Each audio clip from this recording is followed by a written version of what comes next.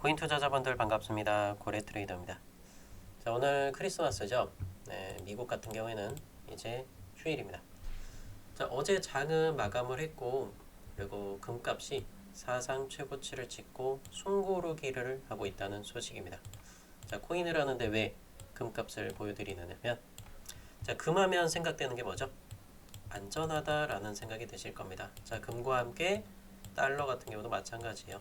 안전 자산으로서 이렇게 분류가 되면서 우리가 또 코인 하면 뭐예요? 위험하다라고 이렇게 판단을 하고 있잖아요. 그래서 이 안전 자산의 가격이 내려가게 되었을 때 이 위험 자산으로 분류가 되는 이 코인 계열들 과연 어떤 흐름을 가져다 주게 될지 한번 제가 이야기 드리도록 할 거고, 이것과 함께 리플에 대해서 트레이딩적으로 굉장히 많은 고민하고 계실 거예요. 야, 이걸 그냥 들고 가는 게 맞는 것인가? 계속해서 하락 구간을 만들어가고 있는데 언제쯤 내가 이 반등을 보여줄 수 있을 것이고, 자, 그것과 함께 비트코인, 이더리움 등 자, 많은 알트코인들도 이렇게 존재를 해요. 전체적인 추세를 보면서 우리가 또 오늘 또 수익을 가져갈 수 있는 종목이 있는지, 그리고 오늘 아침 영상에서 수익을 남겨다 드림 세타퓨엘 같은 종목들도 오늘의 영상에서 담아 드리도록 하겠습니다. 자, 그럼 영상 본격적으로 시작하시기 전에 영상 하단에 보면 따봉 버튼 보이시죠? 네, 따봉 버튼 눌러주시고요. 그리고 여러분들이 수익 많이 갖고 가고 싶으신 분들은 댓글창에다가 수익이라고 한번 남겨보세요. 그럼 여러분들의 잔고 이제부터는 바뀌어가게 될 것입니다. 자, 그러면 본격적으로 시작해 보도록 하겠습니다. 금값은 사상 최고치를 찍고 숨고르기 하고 있다. 자, 연간 기준으로는 70%의 상승을 보여줬어요. 오히려 코인보다 더 많은 수익을 가져가고 있다는 소식인데요.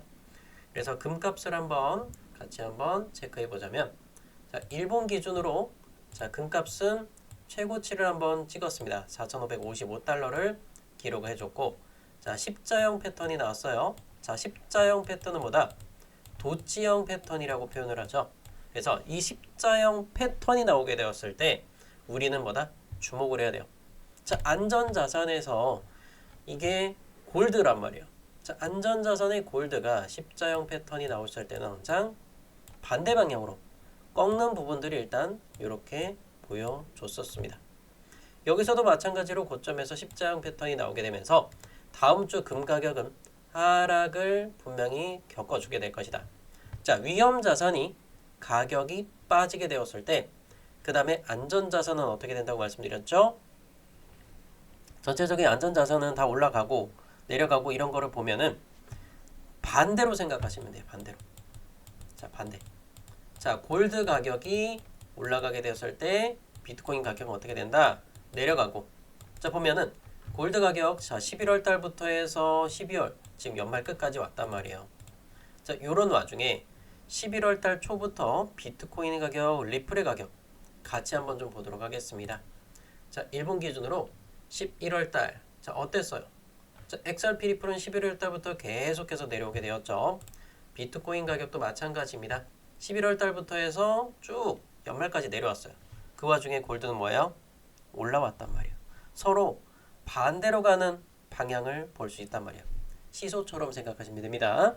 그렇기 때문에 안전자산의 하락은 코인 시장의 다음 주 상승을 불어일으키게 될 것이다 라는 부분을 말씀드리고 싶어요. 자, 일단은 초단기적으로 뭐 1시간, 2시간 이런 부분들은 제가 텔레그램을 통해서도 말씀드리고 유튜브 영상을 통해서도 많이 이야기 드려서 왔죠. 그래서 자, 일단 이 XRP 리플 같은 경우 보면은 노란선 빗각선 닿을 때마다 매수하시면 되고, 위로 뚫어줄 때, 자, 위로 노란 빗각선 닿으면 네, 그때는 절반 매도하셔라 이런 말씀을 드렸죠. 그래서 이 XRP 리플 현재 가격 보시면 딱 중간에 있어요. 근데 저는 지금 관점에서는 일단은 좀 더 조정 구간에서 조금 더 가깝지 않을까 이렇게 생각하고 있습니다. 만약에 내가 XRP 리플을 매수를 하고 들어가겠다 라고 생각이 든다면 저는 요 구간에서만 매수를 기다리도록 할 거고, 저는 지금은 리플을 매력적인 가격이 아니라고 생각을 하고 있어요. 그래서 만약에 조정이 깊어져서 하단을 찍어주게 된다 그러면 자 2%대 이상, 자 최소한 2% 이상의 하락 구간을 보여주고 나서 그 다음에 들어가도 전 늦지 않다고 생각을 하고 있고, 만약에 시장이 살아남아서 쭉 올라왔어. 그럼 바로 들어가느냐? 아니에요. 자 녹색의 이평선과 노란 빗각선이 만나는 그 지점에서 저는 그 구간에서 왠지 부딪히게 될 것이다. 그래서 그 구간에서는 일단 절반의 매도, 들고 있는 분들은 절반의 매도겠죠. 그런데 그냥 아무것도 안 들고 있다가 쭉 뚫어주느냐? 이렇게 가진 않아요. 어떻게 되겠어요? 눌러주고 갈 거라는 거예요. 그래서 우리는 이 눌러주는 노란 빗각선에 뭐다? 안착할 때 들어가시면 된다는 거예요. 어려운 거 없죠? 이런 부분은 제가 텔레그램 통해서 말씀드릴 거니까 이건 영상 후반부까지 지속적으로 시청하시면 무슨 말인지 이해가 좀 편하실 겁니다. 그리고 이더리움도 마찬가지로 똑같이 꺾였어요. 제가 리플만 설명드리는 거 아니에요. 전체적인 추세를 봐야 됩니다. 그래서 이더리움도 마찬가지로 꺾였기 때문에 조금 더 지켜볼 거고, 혹시라도 반등을 보여주게 된다 그러면 이더리움 이 빗각 한번 보세요. 자, 이 빗각선에 닿고 반등 치고 올라올 때 그때는 다시 한 번 더 들어가도 돼요. 자, 비트코인도 마찬가지죠. 자, 88,300달러가 뭐였죠? 세력들이 털리는 구간이다. 자, 하락에 베팅한 세력이 위로 올라오게 됐을 때 털리는 구간이 88,300달러 근처예요. 요거는 좀 알고 가셨으면 좋겠고, 그래서 지금은 모든 종목들을 일단은 조정 쪽으로 조금 더 저는 생각을 하고 가보셨으면 좋겠다라는 거고, 그래서 비트가 일단은 하락을 그려주게 되었을 때 세력이 일단 상반 베팅한 세력이 털리는 구간은 87,400달러. 요건 좀 생각하시고요. 그럼 우리는 지금부터 뭘 해야 돼? 기다려라. 그러면 내가 현금을 들고 있다면 뭘 해야 될까요? 맞아요. 아침에도 그래서 세타퓨엘 27.6원 제가 대박코인 거래 채널에 올려드렸었죠. 27.6원 말씀드리면서 뭐라 그랬을까요? 한번 보세요. 세타퓨엘 좋죠. 지금 자리 좋지 않아요? 27.6원 저는 매수 들어가도 된다고 생각하고요. 자, 요거 손절가까지 해봐야 기껏 해봐야 2%밖에 안 돼요. 네, 세타퓨엘 27.6원이었습니다. 오늘 오전 8시에 오픈이 되었죠. 그래서 이 27.6원의 세타퓨엘 같은 경우에는 보시게 되면 오늘 오전 6시 요 시간에 오픈됐단 말이에요. 그럼 여러분들이 27.2원, 27.3원도 잡을 수 있어. 그러면 요 가격부터 해서 세타퓨엘 오늘 몇 프로 수익 나왔어요? 자, 7%의 수익이 발생을 했습니다. 자, 세타퓨엘 혹시 수익을 보신 분들, 자, 세타라고 적어주시고 몇 프로인지 요거 댓글창에 남겨주시면 너무나 감사하겠습니다. 자, 요 종목과 함께 한 종목 더 체크해드렸던 거 플록이었어요. 자, 플록 같은 경우도 많은 수익은 아니에요, 솔직히. 근데 플록도 6시 때 말씀드리면서 이렇게 4% 정도 반등 구간 나왔습니다. 짧게는 한 3% 정도 되겠죠. 그래서 이렇게 또 수익 다 챙겨 드렸고요. 그럼 우리는 이제부터 봐야 되는 거 제로 베이스 많이 물어보고 계신데요. 제로 베이스도 마찬가지입니다. 노란 선 뚫고 안착까지 다 끝났단 말이에요. 지금 매도 자리가 없어요. 들고 있는 분들은요. 파란 색깔 이평선 12선 세팅하시고 요거 깨지면 그때는 싹 다 청산하시면 됩니다. 이해되셨죠? 전체적인 추세가 이렇게까지 이야기 드렸는데, 그럼 우리는 1월 달에 어떤 것들을 좀 준비해야 될까요? 리플의 유저분들은 이런 부분들 잘 기억하셔야 됩니다. 트럼프 대통령이 강력한 GDP 증가세에 따라서 연준에 대해서 금리 인하에 대해서 촉구를 했고, 그리고 리플의 전 최고 기술 책임자가 XRP에 대한 충격적인 경고를 발표를 했죠. 그래서 이 부분이 뭐냐면, 자, 빠르게 넘어가도록 할게요. 상호 연결된 생태계 전반에서 작동할 것이다. 어쩌고저쩌고 떠들어요. ETF의 중요성, 스테이블 코인의 중요성들을 강조를 했습니다. 그러면서 핵심 사항은 규제의 확실성에 대해서, 중요성에 대해서 이야기를 하게 되는데, 자, 결론은 뭘까요? XRP의 대출 마진 거래 담보 활용, 디파이 활동 확장, 다른 네트워크 랩핑된 XRP, 지속적인 투자 관심의 척도로서 ETF 개발 등이 이루어져야 XRP가 폭발적인 성장을 할 것이다 라고 표현을 하면서 저는 이거를 말씀드리고 싶은 겁니다. 에스코로 물량에 대해서 매각 권리를 확인하는 부분이요.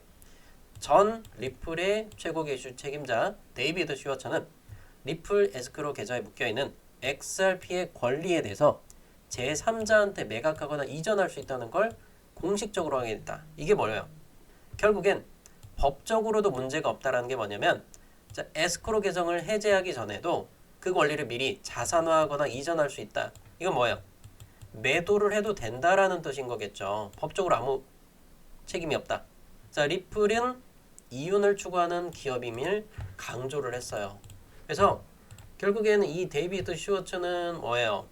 CTO, 최고 기술 책임자 직책에서 물러났고 9월 달에 물러났죠. 그래서 리플의 이사직으로 이전을 했단 말이에요. 자, 그래서 결론은 뭐예요? 저는 결론은 이걸 말씀드리고 싶은 거예요. 리플은요, 여러분들한테 배신을 하고 있어요, 지금까지. 자, 12월 24일 새벽에 6,500만 개의 XRP 리플이 어디서 나왔어요? 리플랩스 계정에서 나왔단 말이에요. 그래서 이걸 어디로 옮겼느냐? 지갑으로 옮겼단 말이에요, 지갑으로. 자, 그래서 결국엔 얘네들은요, 예고를 하지 않아요. 예고를 하진 않고 먼저 사고를 치고 나 이거 옮겼거든? 이게 끝인 거예요. 근데 왜 옮겼는지도 설명을 하고 있지 않아요. 그 부분들은 막 이틀 뒤에 3일 뒤에 가서야 그때 너 왜 옮겼어? 라고 물어보면 핑계거리를 찾고 있어요. 그게 바로 지금 리플의 행동이다. 제가 그래서 겁을 먹고 있는 게 뭐냐면 자, 클래리티 법안이 통과가 되면 미국에서 통과되면 결국엔 암호화폐를 빠르게 채택하게 될 것이다. 막 이런 이야기를 하잖아요. 근데 저는요. 이건 리플의 악일 수도 있어요. 악. 초반에는. 1월 중에 의회 표결이 확정이 되었다. 클래리티 법안이 통과될 경우에 XRP가 증권이 아닌 상품으로 분류가 되면서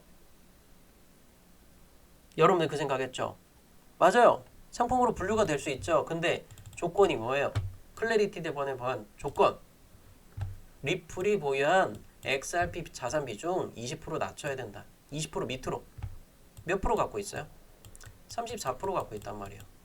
그러면 이걸 20%더 낮추려면 14%에 달하는 물량을 매각을 해야 돼요. 그러면 자, 14%의 물량은 대략 봤을 때 140억 개요. 140억 개. 이거 얼마나 될 것 같아요, 금액이? 자, 140억 개를 풀어야 된다는 건데 결국엔 자산 소각은 얘네들은 하질 않아. 리플 같은 경우에. 이윤을 추구하는 기업이라고 말씀드렸잖아요. 그러면 140억 개. 만약에 그러면 이거를 물량을 풀려면 가격을 최대한 끌어올려놔야 리플이 그렇게 손해를 안 볼 거고 여러분들도 크게 이렇게 이야기가 없을 거란 말이에요. 그러면 그걸 만족할 수 있는 금액대가 어느 정도 될 것이냐. 그 락업의 해제에 대한 부분들. 결국엔 락업을 해제해서 뭐다? 매도 폭탄 투하를 하려면 뭘 해야 돼요? 펌핑. 가격을 펌핑 시켜야 된다. 그래서 제가 보고 있는 거는요. 5,000원에서 한 5,500원. 요 정도가 됐을 때 가격 펌핑을 하고 한 방에 쏟아붓지 않을까 싶은 거예요. 먼저 사고 치고 나서. 그럼 여러분들은 이 리플을 투자하는 투자자의 입장에서는요. 만약에 5,500원을 찍어요. 찍고 막 내려오잖아요. 그럼 한 5,200원까지 내려올 수도 있죠. 순간적으로. 이거 매도할 수 있을까요? 절대 매도 못해요. 그래서 물려있는 사람들이 지금 뭐 4,800원, 4,400원 물려있는 사람들이 대부분이 그런 거예요. 이해되시겠죠? 결론은 뭐겠습니까? 제가 매도 사인 나가면 올청선 합시다라고 하면 한 번에 매도할 수 있겠다. 자, 지금이라도 그 생각이 드는 사람들이 있다면 그런 분들만 모시고 따라갈게요. 뭐 물론 그때 가서 마음이 바뀔 수는 있어요. 그래서 제가 요거를 보고 있잖아요. 6,500만 개, 1억 개 이런 것들을 옮기는 것들. 자, 정확하게는 12월 24일 새벽 3시 6분이에요. 이거예요. 알 수 없는 지갑으로 이체가 되었지만 리플랩스 측에서는 아무런 의견을 제시하고 있잖아요. 이걸 누가 받아갔을까요? 그래서 결국에 어느 거래소로 이체됐고 막 이런 거 매도를 했는지를 알 수가 없다라는 겁니다. 여러분들 이 사인들 빨리 받아봐야 돼. 나중에 올라갈 때. 미리미리. 영상 하단 따봉 버튼 눌러주시고요. 구독과 전체 알림 설정 그리고 무료 소통방 링크 고정 댓글에 남겨놓을게요. 자, 요 링크 클릭하시고 뭘 해야 돼요? 실시간 소통방 입장 미리미리 입장해야겠죠. 저는요 여러분들께 뭐 리플 떨어질 때 올라갈 때 정확하게 다 잡아드릴 거예요. 지금까지 리플 놓친 적 있어요? 없을 겁니다. 그래서 제가 욕을 많이 먹어요. 왜? 떨어지는 것도 기가 막히게 보거든. 올청산 하라 그러면 기가 막히게 또 보거든요. 가장 올해 역대급의 올청산 뭐였어요? 아르고 같은 거예요. 이거 905원에 아르고 올청산 나갔었잖아요.